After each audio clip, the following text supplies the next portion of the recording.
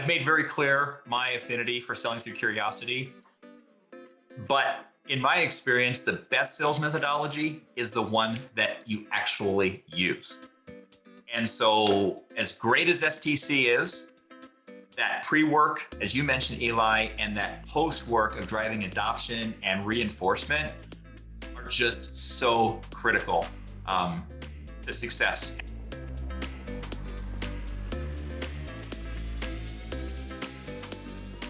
Listen, very, very excited about today's conversation live webinar with my friend Paul Butterfield. And today we're going to talk about sales process and sales methodology and how you go from strategy to execution. Paul's got an amazing story to share from his time at Instructure, plus his time across many other companies. Before I dig in, Paul, I want to share a couple words about you because it's amazing. It's been a pleasure to get to know you over the years and kind of watch you, learn from you, collaborate with you. And it's been an amazing pleasure. For those of you that don't know Paul, currently he's the Vice President of Global Revenue Enablement at Instructure.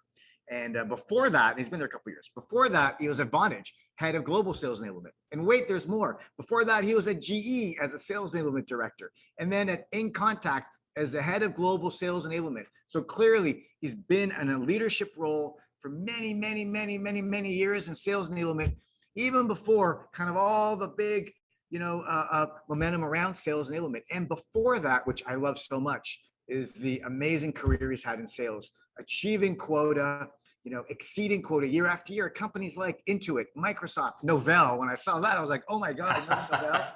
Yeah. Paul, what an amazing career. Congratulations. And then finally, he's also the board advisor for the Sales Enablement Society and the co-chair of the Utah Sales Enablement Society chapter. And you should check it out. It's stories from the trenches. And he's interviewed a ton of amazing sales enablement practitioners, and we'll share all those links. And Paul, it's a pleasure to have you here. Welcome. Thank you. Thanks, Eli. I'm feeling a little embarrassed, but thank you for a nice introduction like that. Oh my God. Oh my God. It's great. And so today we're going to talk a lot about, we're going to dive right in. Sales process, sales methodology. And first, congrats on the IPO at Instructure and congrats on the amazing success over there. And thank you, right? Instructure, along with many other organizations, has really helped keep our families going to school, keeping our children, keeping our young minds, keeping our future thinkers, keeping the future working by bringing families together, by bringing students and classes together to collaborate. And you guys had an amazing couple of years, the pandemic. You were there to help people during the pandemic.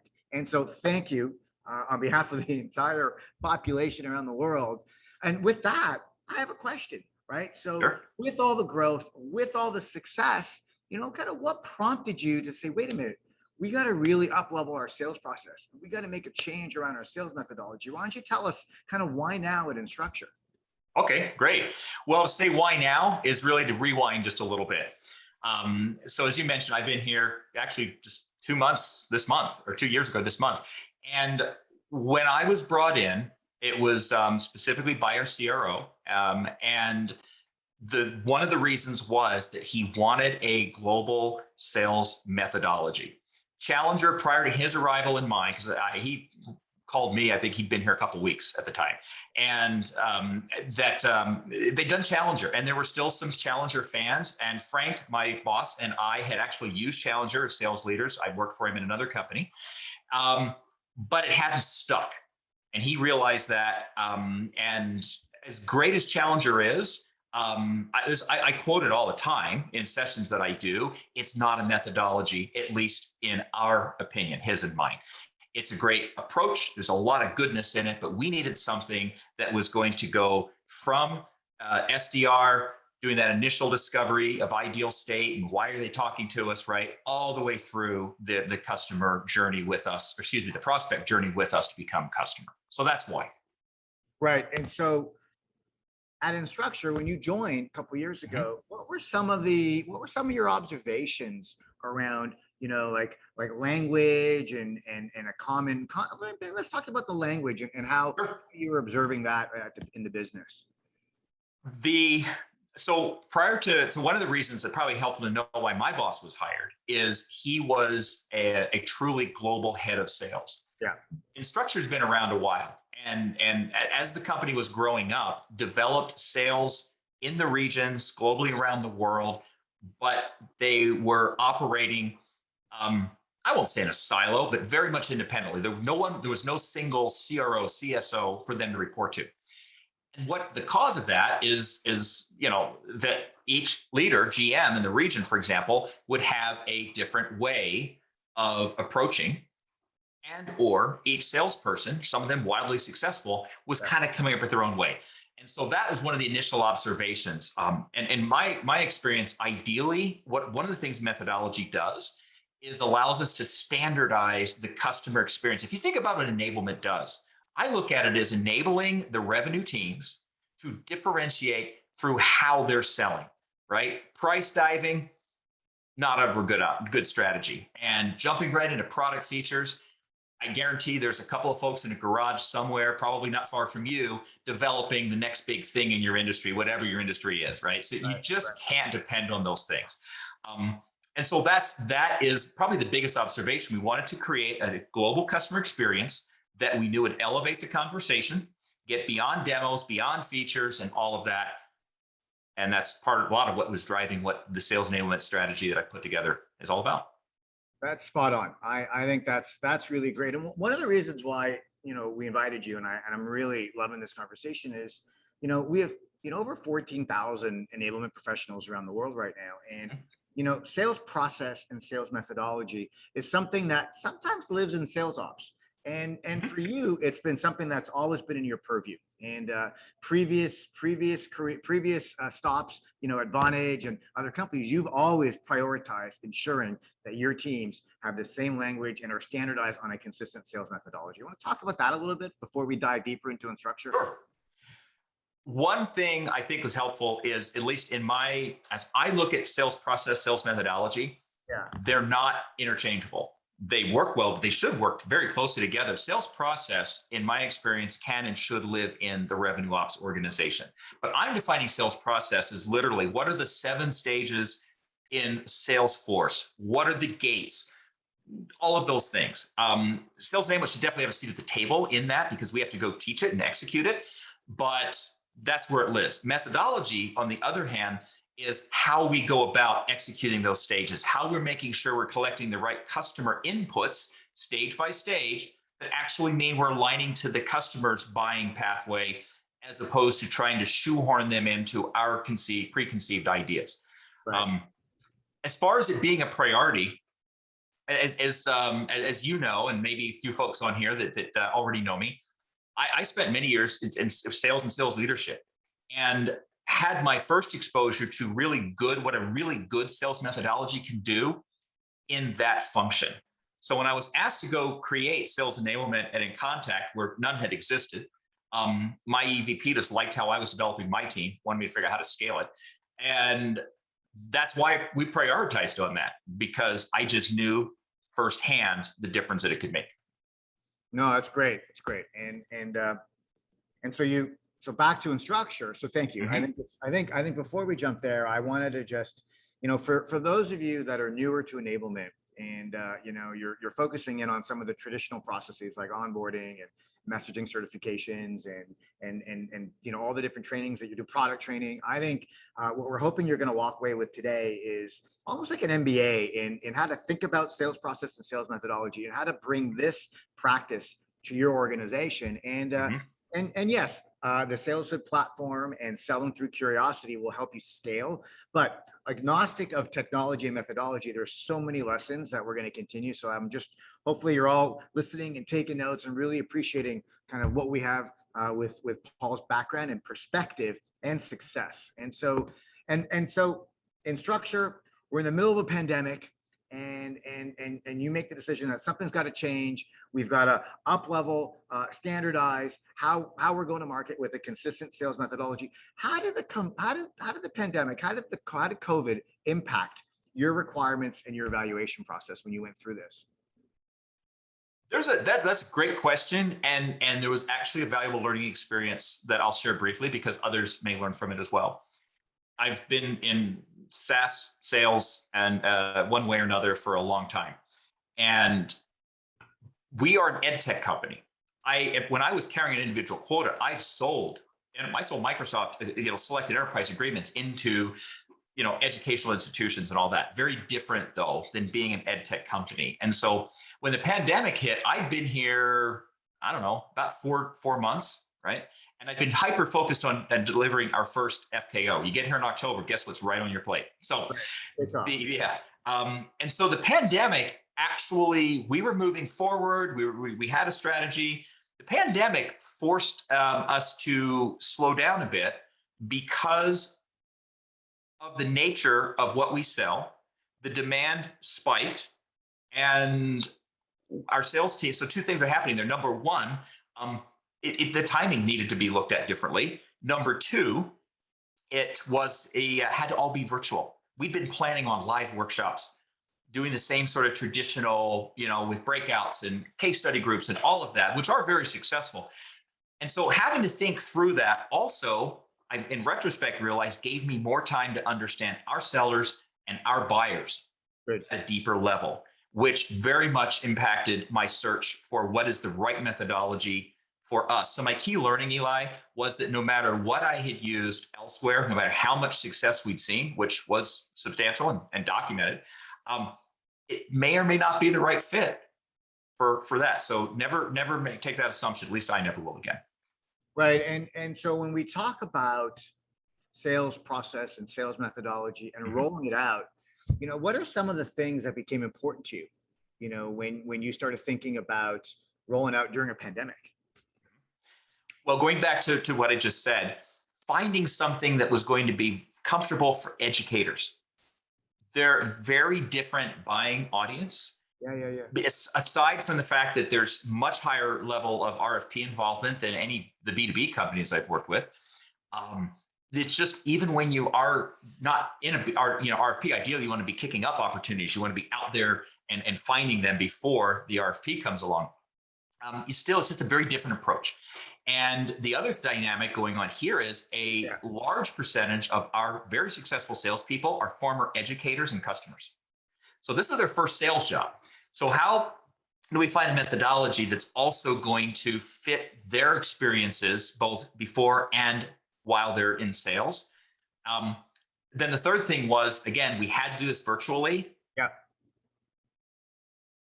Nobody wants to check a box, right? I tell my team all the time, we're not HR. And what I mean by that is we don't have any government mandated trainings or things we have to execute. Everything we execute, we've got to reasonably believe, and the leadership, sales leadership, is going to impact the team's success. If we're going to take them away from selling, they've got to be even better when they get back to it. And so finding a methodology could be delivered, who knows how long it was going to have to be delivered virtually. So those are the big things I was looking at. Yeah, so you need to have a methodology that align with the mindset of your buyers and was mapped to your buyer experience, which I think is amazing. The virtual, and so when we say virtual, does that mean, what does that mean to you? What is virtual rollout of a methodology, and what does that mean to you? And I know we'll get into the detail of how you rolled it up, but I'm just curious. So remember, folks are used to just like flying to Vegas and getting right. Exactly. Yeah. For example, at Vonage, we had a beautiful training office or training facility right there at company headquarters in New Jersey. And that's exactly what it was. Everybody globally came in for Vonage U when they were brand new in the organization. Everybody flew there for a week of methodology training. So my concern in looking at virtual was, I'm a big believer in immersive experience for things to stick. The real learning happens in breakouts. The real learning happens in doing case study work and actually presenting that for peer review and all of that. And I frankly, had you asked me before the pandemic, I don't think I would have believed that you could even deliver it effectively virtually. So when I say virtually, it had to be obviously online, but it still had to have those critical elements to it because, telling ain't selling, right? You couldn't just put people in a Zoom box and sit there and talk to them without there had to be a real workshop experience. Oh, that's amazing. And I love the word immersive because it's more than just watching a video.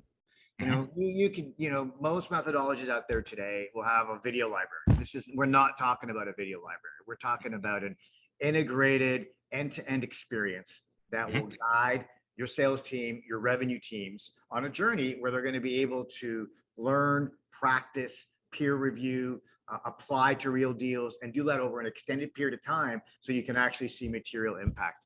I think that's something that I think is unique to our approach to methodologies, and why one of the reasons why I know you kind of realize that, wow, I'm going to really partner with sales at this time, because you know, they've got it. and you know, we fortunately had it, you know, way before the pandemic, and this was one of the things that we had been rolling out. So we didn't. And that was obvious. That was very obvious to me. Oh, and so tell me more about that. Let's just go there. Okay. Well, I knew through the Sales Enablement Society and just the 14,000 practitioners, but it's a small community in other ways as well. So I knew some of these folks. I knew of the success that some orgs. Hey, Ring Central was my direct competitor for 3 years, right? Yeah. So even though Siobhan and I had a friendly relationship, I was well aware of what they were doing with it. And so when I was looking at this, right away, that put Selling Through Curiosity right at the top of my list. I needed to go now find out what more there was to it. I revisited Challenger, see if they were doing anything new or different than, and frankly, in my opinion, there was not anything new and different there. I looked at a couple of others. And what made sense to me with Selling Through Curiosity initially was that I felt that it's not Socratic questioning, but just that whole method of questioning and being curious, I felt would be a really great fit for both our former educators, now salespeople, and our education customers, and even those that have been selling SaaS before. So you know what I did next? Well, you do know, actually, you can, is I actually asked my account executive, Rob, said, look, I want to go through as a learner because I never experienced this previously. And also one of my people that had been there doing sales enablement prior to my arrival. And you graciously granted that. And so we went through the full experience, homework, case study, all of it. And that's what really sealed the deal, if you will, for me. Yeah. Because what I saw there, as I mentioned, you clearly were not pivoting in a reactive way because, oh my gosh, our workshops are all canceled. This was clearly something that had been developed and iterated over, several years. And you had those elements that I didn't think were possible. We had we had breakout groups where there was lots of peer learning and practice going on. We had a case study that, granted, it wasn't a group case study, which is what I've done before, but it was individual one, but also achieved the same outcomes. Going through it like that, and so initially what brought you to the top of the list, as I said, was that whole approach that we take in that discovery phase, and knowing that I wanted to have broader conversations, our team having broader conversations with their customers. Our LMS is fantastic. It's world-class. And to be fair, very few opportunities probably don't have Canvas, the LMS, in them, but we have so much more to the platform, and we need to be more curious and talking to our prospects better about what's your current state, what's your ideal state, understanding what that gap is and what the impact, right? So all of that was there. So that's why we're customers. Well, thank you. And for those of you that are not as familiar with some of the things that Paul is sharing, we're talking about Selling Through Curiosity, and it's a methodology that when I was at Salesforce, I was the Senior Vice President of Enablement at Salesforce.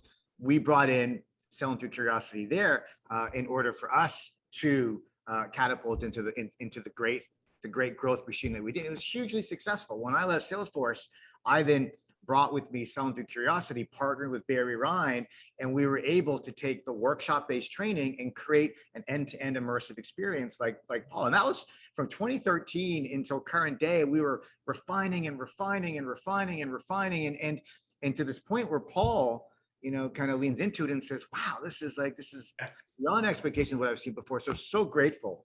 And those of you that are listening, you can learn more about Selling Through Curiosity. The one thing I love that you did, so you all can go evaluate methodologies, and you can create checklists, and you can do some really great work there. But Paul went one step further, and he sat through. So we have a quarterly open workshop that you can sit in, go through the immersive experience. It's 5 days, 3 to 4 hours a shot, and actually go in as a learner, experience it, and see how well it can apply. So anyone listening to this right now, if you're interested, if you're an enablement professional and you're interested in going through the immersive experience, that's a gift from us to you, so you can experience the same thing that Paul experienced. And so, so I just wanted to throw that out there right now as an offer to anyone listening. And we've got the live virtual link, and hopefully Nick on my team is putting a link in the chat so folks can check out more about that. And so Paul, amazing. Can I give a shout out to Ira Bernstein? Absolutely. Right? Ira directs those workshops, and again, I'm a veteran of the sales methodology wars, both as a leader and as an implementer, and the guy is world class. So highly recommend of him as a presenter. And I'm also happy to connect with anyone on LinkedIn that would like to hear more about it, just from my perspective too. So. Awesome. And we've got a couple folks in the feed saying they want to learn more. Shadi from SkillJar and so forth. So let's do more, right? So now let's go a little deeper, right? We've talked about the why, we've talked about your evaluation criteria, we talked about the context of the market, the industry, the pandemic. So now you've made the choice, right? You've chosen selling through curiosity. You've chosen SalesFit as your platform to scale the immersive experience. So now talk to us a little about your goals and your expected outcomes. You hinted to them a little bit, but let's go a little deeper there. Let's talk about what you're looking to accomplish. At the very top of the heap, our win rates are actually very, very strong. Not saying we can't improve them, but where I'm focused, my initial outcome, more focus has honestly been on the Instructure learning platform and just say cross-selling, right? But a deeper understanding of what our prospects are trying to solve for, right? And making sure that we're bringing in everything that is going to benefit them. Cross-selling is not about us. Yeah, we got targets. You bet. Everybody's got quotas, but that's not the point. It's the right cross-selling at the right moment in the customer's journey. And if we are not being curious enough, we're not going to find that. So that's if you want to look at both leading and lagging indicators, that's number one on my list is, right? How many what's our cross-selling percentage of quotes going out? Yeah. And one opportunity is coming in. I love it. So there's other things, but that's the revenue driver that I'm looking at. So you're changing the behaviors. You're getting your team to be more consultative in the way they're approaching their buyers, which are schools and educators, and you want them to be more curious, to ask Socratic-like questions, to be thoughtful about their approach. And I think that is that's the core. And then you're measuring it in terms of a cross-sell, upsell, and clearly new business, which is amazing and amazing. So I think those are solid goals and outcomes. And my message to everyone is make sure you're clear on the problem that you're trying to solve. Make sure you're clear on the problem that you're trying to solve, and then look for the right set of processes and methodologies to help you do that. And my advice would be, it all has to tie back to a revenue goal at some level. Again, that's why we're here as enablement, is to help drive revenue with our teams. So absolutely. I love it. All right, so you've got the goal. You're aligned with Frank, your CRO. Talk to us about your rollout plan. Like how did you roll it out? What were you thinking? You know, we can't fly everyone to Vegas anymore, and you've got this immersive experience. So how did you phase it in?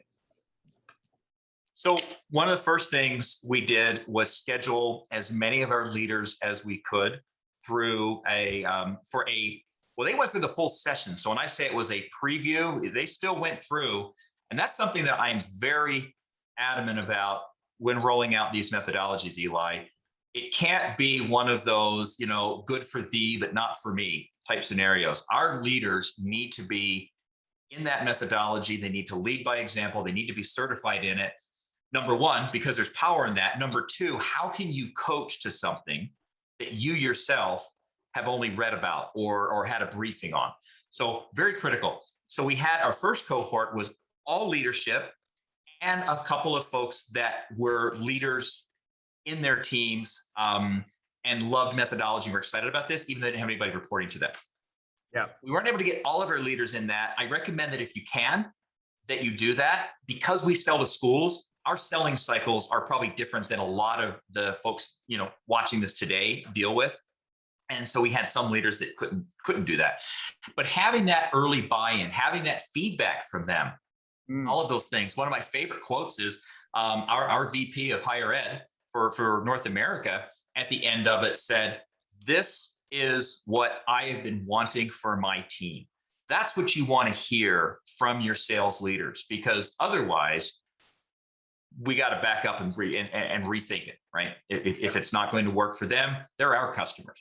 So that was a great validation. We had a lot of enthusiasm. We also now had a set of champions go through, rather to start prepping for the first cohorts, or well, actually we've got all the cohorts. We're still got a couple more to go this year, and really start building enthusiasm and buy-in for that in advance. Then the next thing we did was looked at doing some customization for our market. And what I mean by that is the techniques and the approaches and the learnings in selling through curiosity are great, but the scenarios, the note-taking scenarios, the case study work, et cetera, needed to be more about our educators, our institutions. In fact, because we have more, we don't even have the same ones for higher ed. We have different than K-12, right? Because they're very unique selling scenarios. So I actually was able to work with you. We've got very talented people internal. The technical writing and RFP managers happen to report to sales enablement here. And so I was able to leverage some of those to help recreate those and then bounce them by you to make sure that all the learning objectives are still being met, that sort of thing. So that was step 2.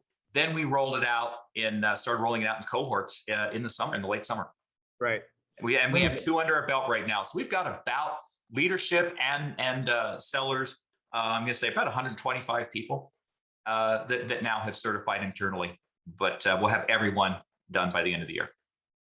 That's amazing, and during a pandemic. Yeah.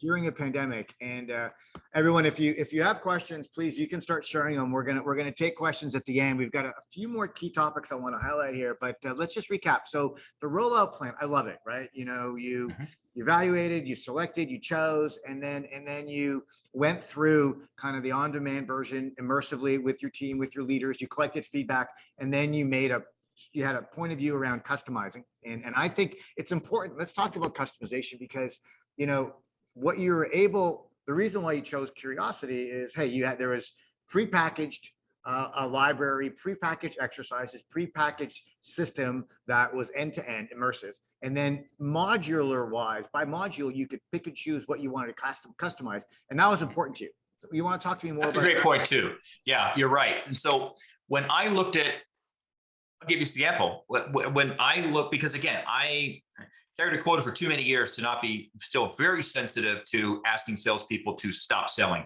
right? And so I wanted to make sure that we had the proper balance of synchronous versus asynchronous, or ratio, I guess I should say, in the experience. And there are some things that our team happens to be very strong at and very good at because of who they are and previous other enablement and things that they brought to the table, frankly. Well, I won't take credit for any of that. And so did it make sense for us to spend time in class talking about that? If as a team, they're already very good? I didn't think so. And so we built it into the pre-work. That's one of the things that I liked about the modules that were offered, is I could do that. I could look at it and say, all right, this really needs to be a live experience, this not so much, and just make sure that we streamline and maximize their time that we're all together. Yeah. And let's go even a little deeper, because I think the customization is so important for folks to really understand, right? And so when we talk about immersive training, and when we talk about immersive learning and peer-to-peer peer reviews, for example, with curiosity, after folks have learned the core fundamentals of discovery theory and the ability to, effectively take notes, and then asking advanced questions around understanding the current situation, like there's a lot of learning and practice that happens. Yeah.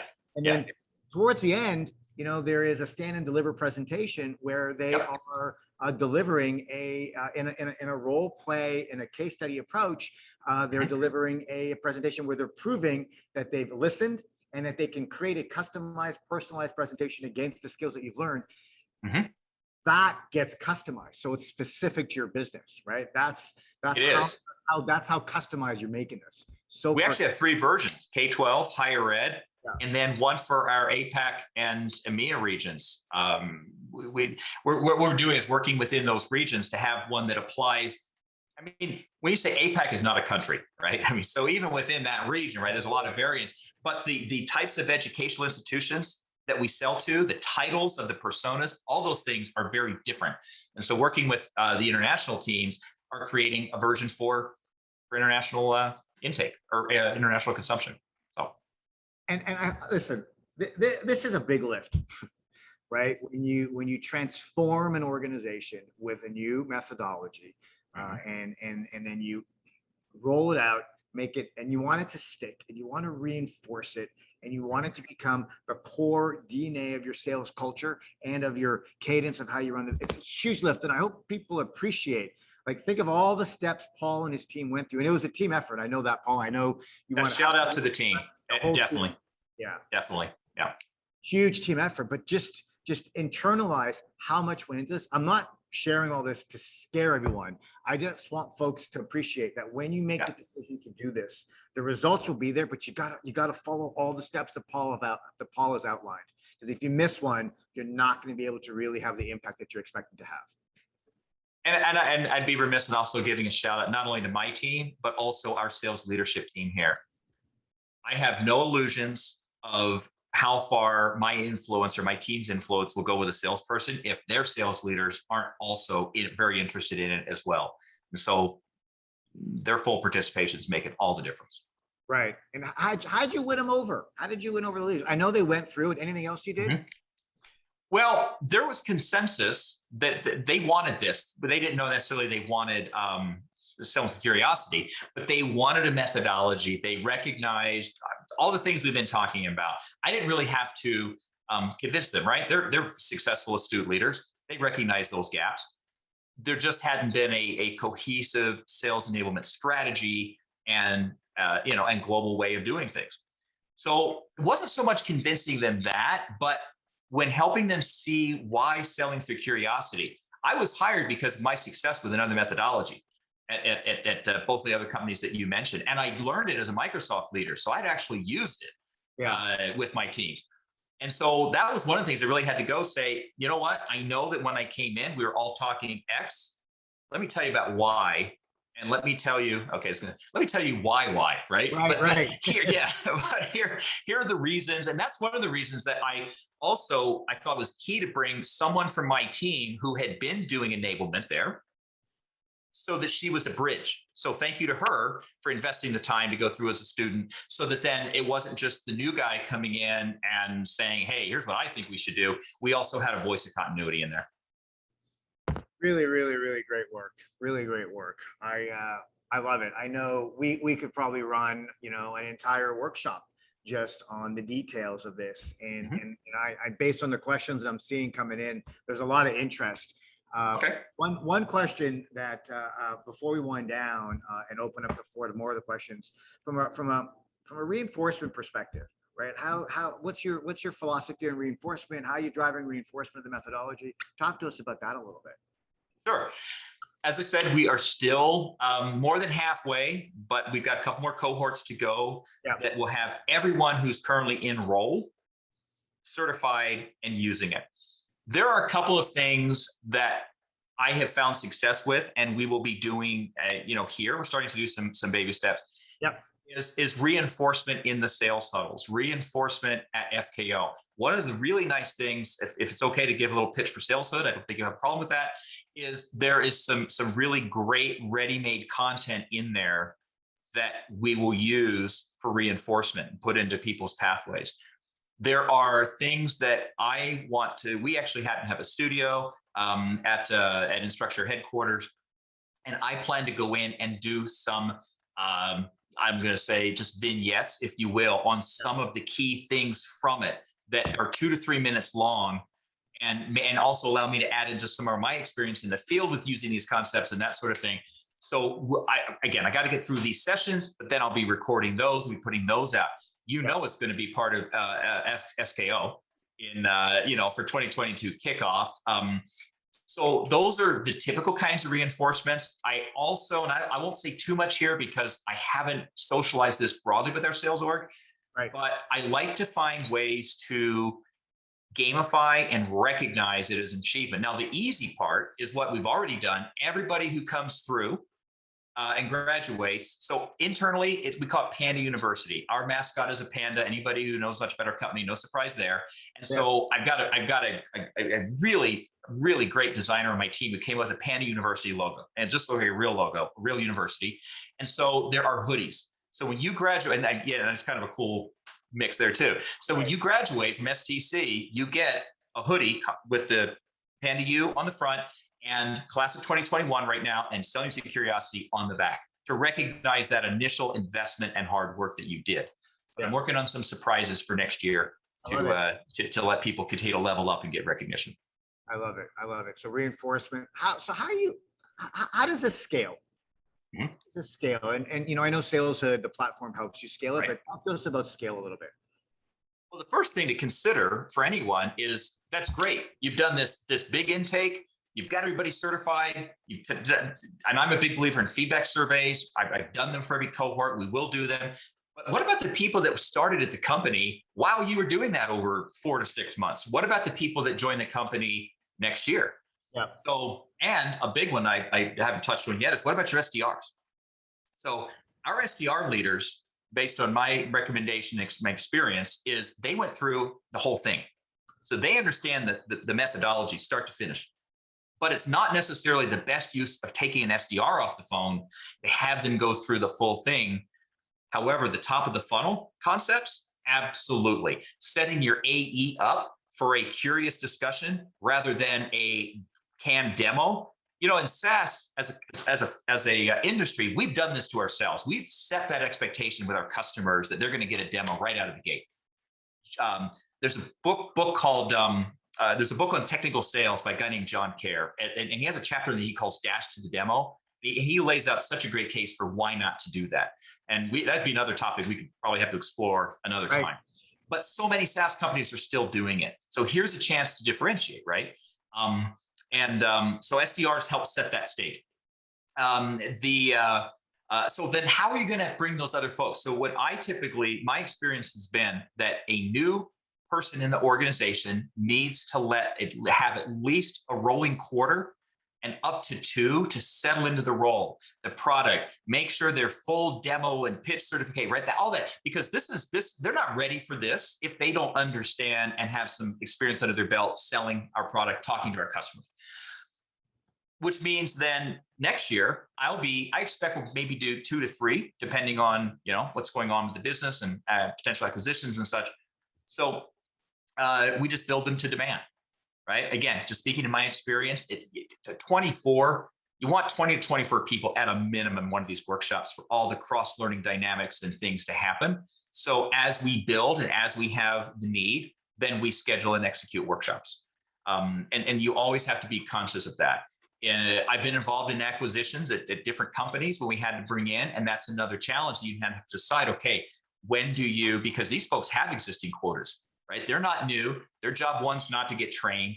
And how do you then teach them, bring them in, in a phased way? All of that is critical to scaling it. Right. No, I love it. I love it. Wow, what a great conversation. What a great conversation. Tell me, last question, and then we're going to open the floor. And then, because I know I want to keep going, but yeah, I see stuff piling up in the chat here, so I'm curious. Yeah. We'll get there. So you mentioned that one of your leaders said, this is exactly what we needed. And listen, I know we're not going to talk quantifiable benefits right now. We're not going to talk numbers. You're a public company, and you got some of your competitors on here, and so maybe some stockholders. Who knows? But yeah, anyone, right? We're grateful to let you here. We're givers, Paul and I. We want to share knowledge and share information. Give us a little insight. What are you hearing from the field? What are you hearing from your managers? What feedback are you getting? Well, the feedback from the managers continues to be very, very positive. The feedback from the field during the sessions, I would receive Slacks or emails from people that were saying, this is great. I feel like Instructure is really investing in my career. thank you for this, those sorts of things. So I knew that we were hitting the mark, at least some of them all the way through.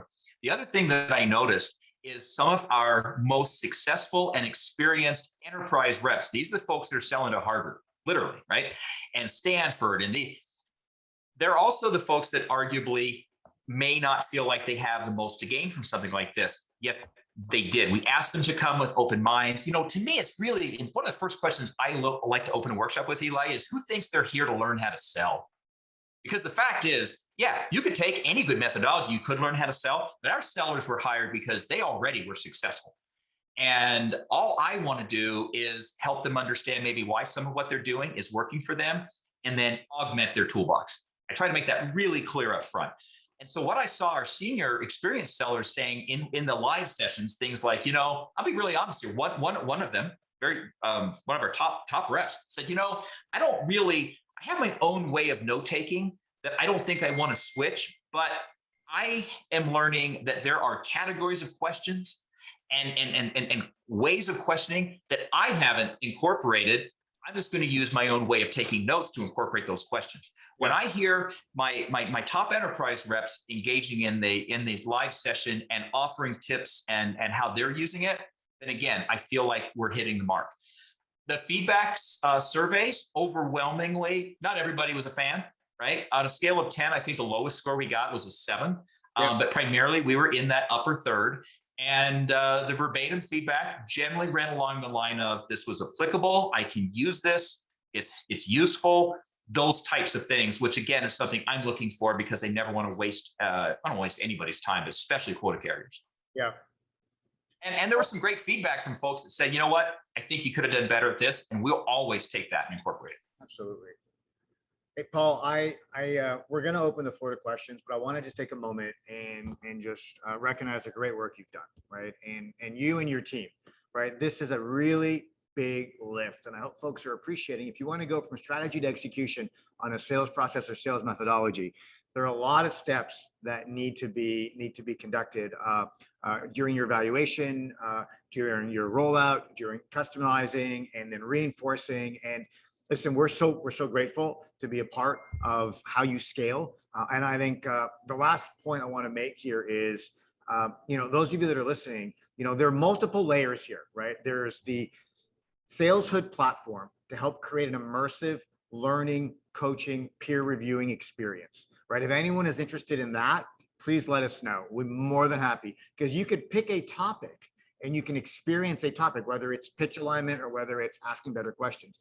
Then you layer on top of that the Selling Through Curiosity end-to-end proven library, which is world-class and proven, boom.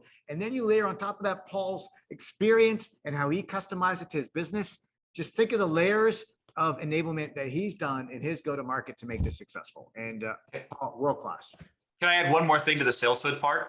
Yes, please. Being able to then tie those enablement activities back to Salesforce metrics. Remember, I talked about the integration is again, was one of the use cases that really sold, right. Not just me, but my boss on Sales Hood.